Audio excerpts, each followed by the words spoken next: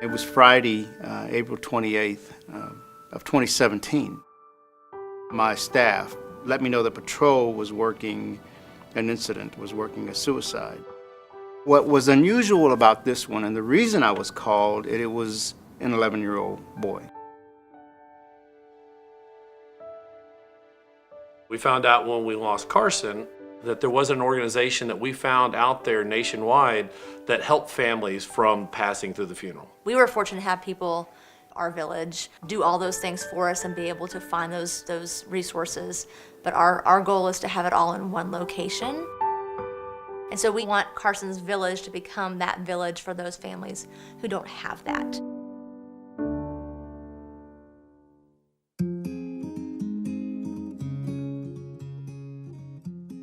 Carson's Village is a 501c3 nonprofit, non-denominational organization that helps families free of charge. There's so much information that has to be taken care of and so much to know in such a short period of time that we're able to come in and say, all this is going to come hammering down in the next week, and how can we best serve you? So it could be that we're helping them know the timeline and process of what they need to take care of during the week, or maybe the resources that they need to take with them to a funeral home. It just depends on what the family's needs are. Carson's Village has what you need to help you walk through this stuff. Even if you've got a good support group around you, they're a little removed from the situation so they can think a little more calmly than you and ask the questions that you need to ask. The biggest thing was helping me raise funds to help me and my family out. It took the burden off of me, and it took the burden off of other people to try to come up with ways to help.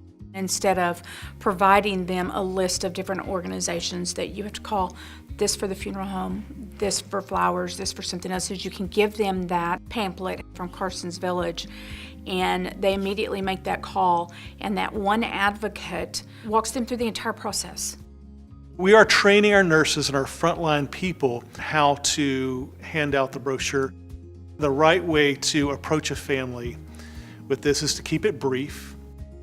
Families that are in grief cannot pay attention for large spans of time, so there's no reason to read a brochure to them. They're never going to remember it. You just have to remember compassion, that unfortunately it's been a horrific event, but that there's somebody there that can help them.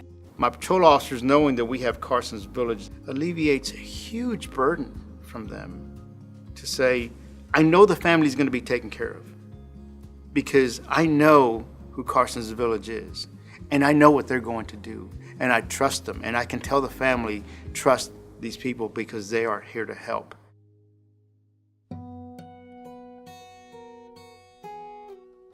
It's really important that the police and the firefighters and paramedics and the nurses and all those frontline people have a resource like Carson's Village, so that when somebody does step up and say, I want help but I don't know what to do or where to go, can you tell me, that the answer is not go to a funeral home, the answer is call Carson's Village.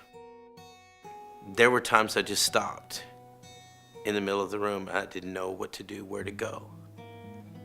But when you have someplace like Carson's Village to help, that has been there, and they understand the emotions as well as know what to do next.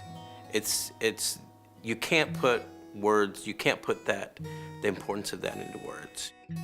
I can't tell you how many times as a chaplain, a family has said, what do I do now? I've never done this before. Now I have an answer.